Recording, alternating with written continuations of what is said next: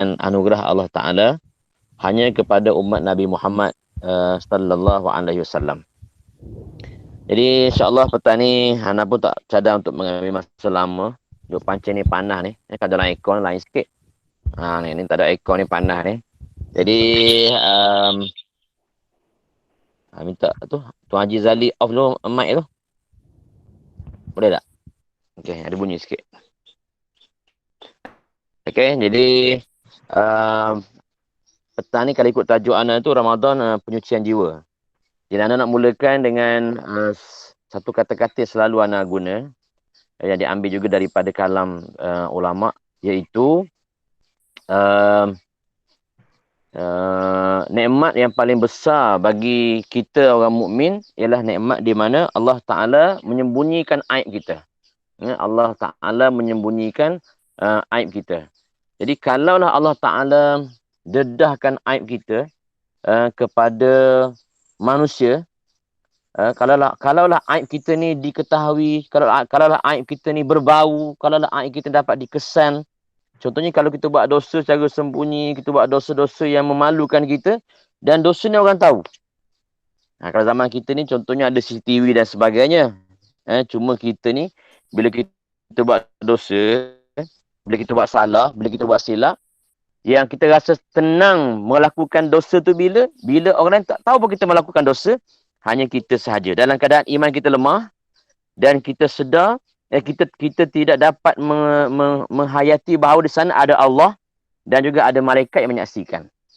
Poin yang nanya ialah, kalau di dunia ni kita dah rasa dah bagaimana aib dan malunya, kalau didedahkan segala keaiban, dosa-dosa yang kita lakukan, kalau di dunia ni pun kita dah rasa malu kalau manusia tahu kita ni melakukan dosa, melakukan kesilapan, kalau melakukan kesalahan, apatah lagi kalau kita di akhirat. Yang disebut oleh dalam hadis Nabi sallallahu alaihi wasallam, di akhirat nanti kerana malunya kita dengan dosa-dosa kita, maka Allah Taala jadikan gugur kulit muka kita ni, malunya dengan dosa-dosa kita. Ni dia. Jadi dengan adanya Ramadan yang barakah ini, Ramadan yang mulia ini, maka Allah Subhanahu Wa Taala akan memadamkan dosa-dosa kita. Memadamkan kesilapan-kesilapan kita. Dan inilah yang dijanjikan oleh Nabi Muhammad sallallahu alaihi wasallam. Jadi ana ulang balik tadi, kalau dunia ni kita dah rasa aib, kita masa malu dengan dosa-dosa, ke akhirat apatah lagi. Ni dia. Jadi di akhirat nanti kita ada peluang untuk kita menghapuskan dosa-dosa kita. Di akhirat nanti kita ada peluang untuk kita memadamkan dosa-dosa kita. Dengan apa? Dengan satu amalan yang menunjukkan kasih, yang menunjukkan rahmat, yang menunjukkan belas kasihan daripada Allah Subhanahu Wa Taala, iaitu datangnya Ramadan dengan Allah Taala mensyariatkan kepada kita amalan berpuasa. Sahabat-sahabat sekalian, sebagaimana yang kita maklumi, di antara tanda rahmat Allah Ta'ala dengan datangnya Ramadan ni, bukanlah semata-mata Allah Ta'ala memberi peluang kita bersedekah kepada orang lain. Bukanlah semata-mata kita ni dapat membantu orang lain. Tapi rahmat Allah Ta'ala tu ialah bila mana Allah dengan amalan kita berlapar dan berdahaga tadi, menahan makan, menahan minum, Allah mengampunkan segala dosa-dosa kita.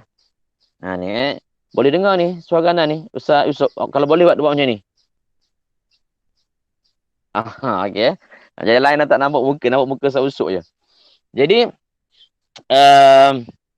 sebagaimana yang selalu dalam hadis yang selalu kita dengar, Nabi bersabda, man shoma ramadhana imanan wahtisaban ghufira lahu ma taqaddama min zambih.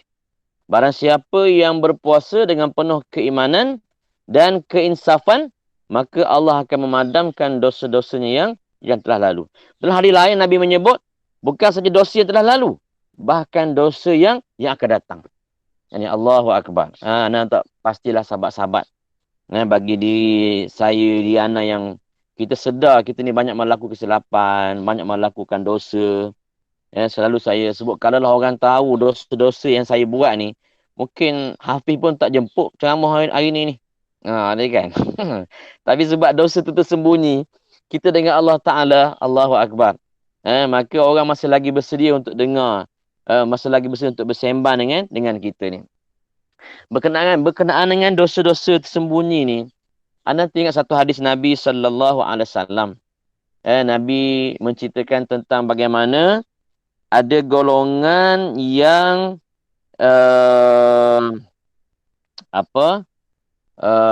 mendapat penyiksaan daripada Allah kerana dia memiliki saya lupa dah hadis tu, yang dosa sebesar bukit Tihamah. Iaitu dosa di mana mereka melakukan maksiat secara sembunyi-sembunyi. Ini. Baik, itu yang pertama tadi. Hadis pertama, kalau kita berpuasa dengan penuh keimanan dan keikhlasan, nescaya Allah Ta'ala akan ampunkan dosa-dosa kita. Allahu Akbar. Kalau bulan lain, kita kena istighfar. Kalau bulan lain, kita kena bertaubat kepada Allah.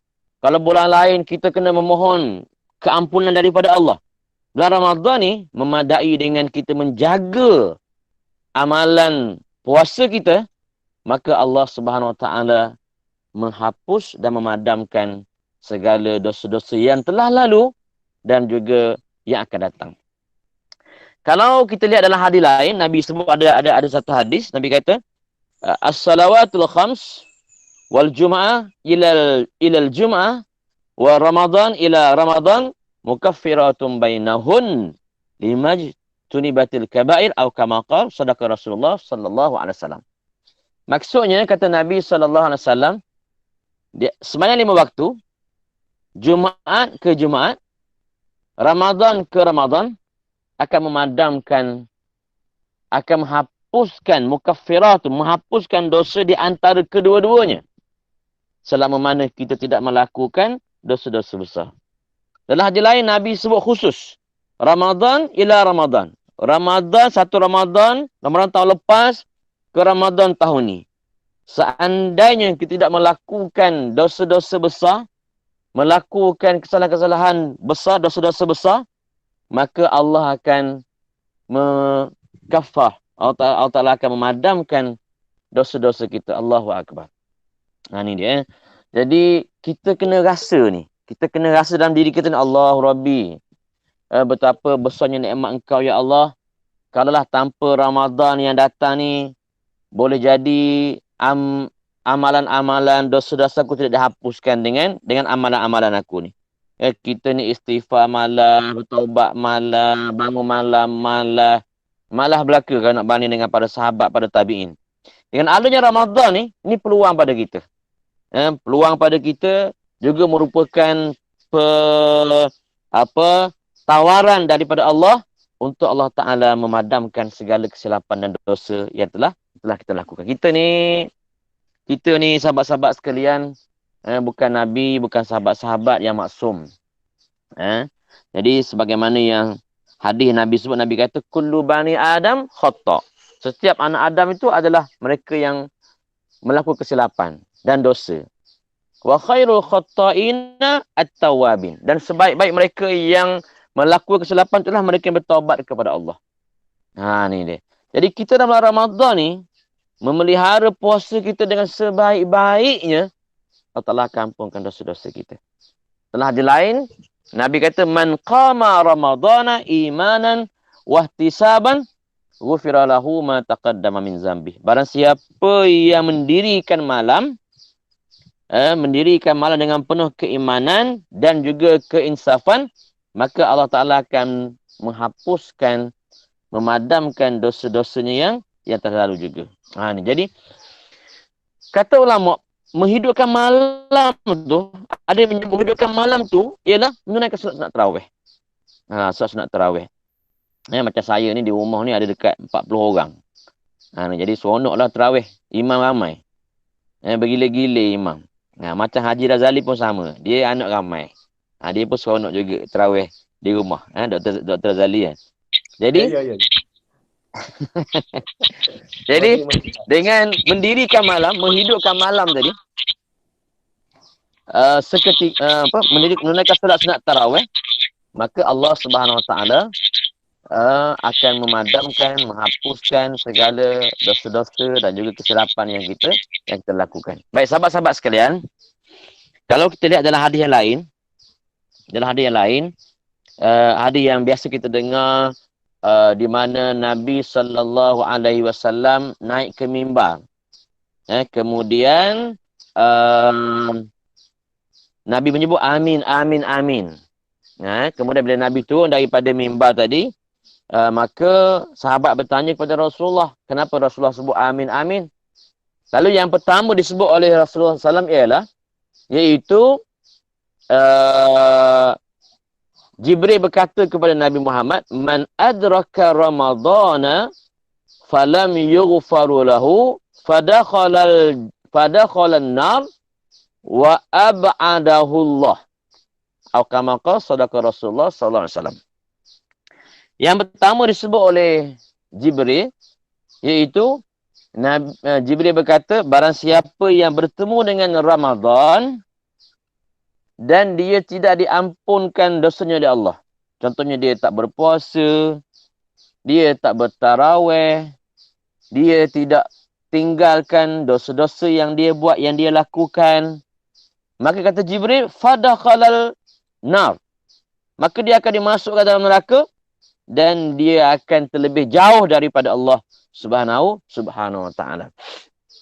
Jadi Ramadan ni memang bulan di mana kita menuntut keampunan daripada Allah Subhanahu wa Ta'ala. Dan Allah Ta'ala memang menawarkan keampunannya kepada kita semua. Ini dia. Jadi semoga dengan adanya Ramadan, maka inilah peluang untuk kita menutup, memadam, menghapuskan, membakar segala dosa-dosa kita yang telah lalu. Dan inilah yang juga disebut oleh ulama berkenaan dengan nama Ramadan tu sendiri. Ya, Ramadan artinya panas, dan Ramadan tu juga bermaksud terbakar. Dan terbakar apa? Iaitu Ramadan yang juga akan membakar segala dosa-dosa kita. Segala dosa-dosa kita. Jadi semoga Ramadan yang hadir ni, alhamdulillah kita masih lagi berpeluang bertemu dengan Ramadan. Hari semalam seorang sahabat saya, anak usrah di Tahap dulu. Saya belajar fonsik di Tahap dulu. Ada seorang anak usrah, Dr. Faizal. Kita panggil dia Mamat. Dia suka mengaji, kuat belajar. Hari semalam selepas berbuka puasa, nak sembahyang maghrib, ambil sembahyang jatuh, meninggal semalam. Allahu Akbar. Orang alim sangat, hebat. Jadi kita alhamdulillah sempat bertemu dengan Ramadan. Dan bagi kita yang meyakini akan pertemuan dengan Allah, bagi kita yang meyakini akan adanya kematian, bagi kita yang sedar, bila kita dah makin berumur ni, yang paling banyak kita jumpa matilah. Jadi dalam ni yang paling tua rasa usuk rasa ni. Betul kan?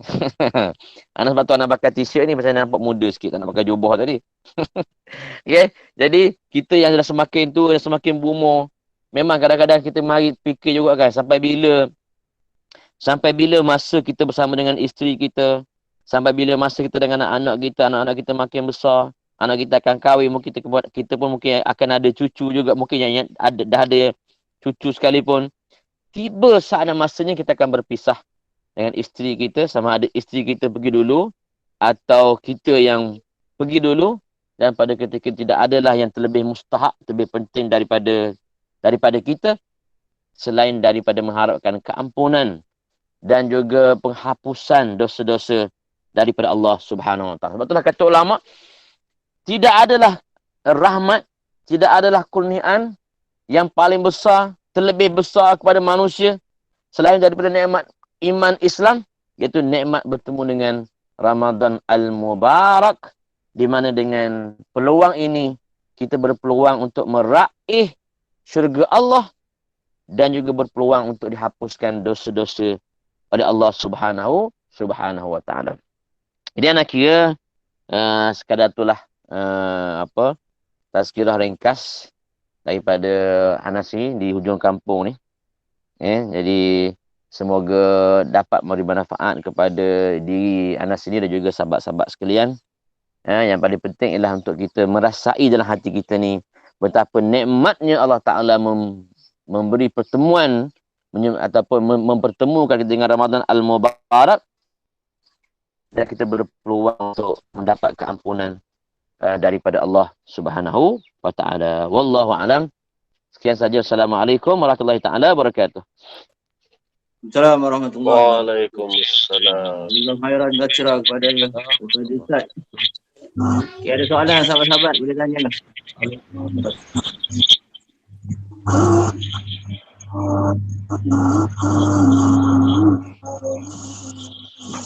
Subik dah Ustaz. Tambah sikit. Ustaz ada. Ada soalan boleh tanya Ustaz lah. Tak payah tanya-tanya dah, tambah je. Oh, tambah. Mana tambah? Tak tahu nak tanya apa ke. Tengok muka sikit ni. Haji Zali tu. Ada. Tambah sikit. Kalau tidak tambah apa kan, saya dengar je lah Ustaz.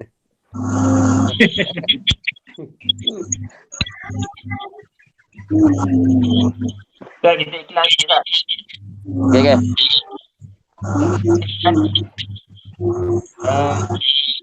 Tu Ustaz Femi pun ada tu. Ustaz. Apa khabar Ustaz Tamizi? Alhamdulillah sihat Ustaz. Ya. Dia dah jetih ni Ustaz. Ya. Ya. Ke yang anak duduk di Bukit Angin tu? Ada lagi di situ. Tak balik lagi. Tak boleh balik lagi. Yelah betul lah tu. Terima kasih banyak. Apa dia? Hafiz, elang apa? Sambung online sama Madinah. Oh, sabung Pak Surah Madinah. Okey. Ana ucap tahniah lah pada Surah Madinah ni. Yang pertama kerana buat usaha ni untuk online ni, dapat juga manfaat kepada jemaah-jemaah situ. Yang keduanya banyak buat aktiviti kebajikan juga. Alhamdulillah. Banyak juga support Ana sebenarnya, mengurangkan beban tu. Ni. Terima kasih banyak-banyak lah. Ni kita buat ruangan. Tu ada elang bisnes tu. Bawa airline bisnes. Timak ni. Tapi apa nak Kalau anak tak jadi dah YB depan ni, mungkin anak suruh Cikgu Mido dengan Cik Ana tu.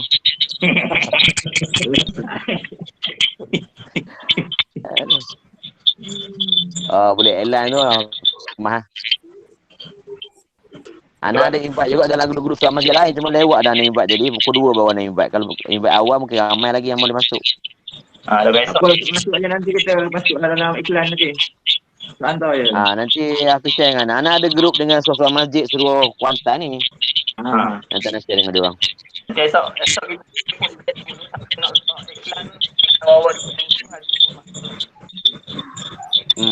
So apa je lah Habis? Duduk mana ni? Pekan. Dia dah pekan. Duduk pantai sikit. Duduk pekan patut lah. Okey. Okey, Ustaz. Terima kasih Ustaz. Kita siap balik ni. Okey, tak apa. Jamaah raya sudah Jemaah raya online je sekarang ni. Jemaah raya online. Yalah, kita kena gambar jamaah ni. Okey, Assalamualaikum lagi. Okey, waalaikumsalam. Waalaikumsalam. Terima kasih.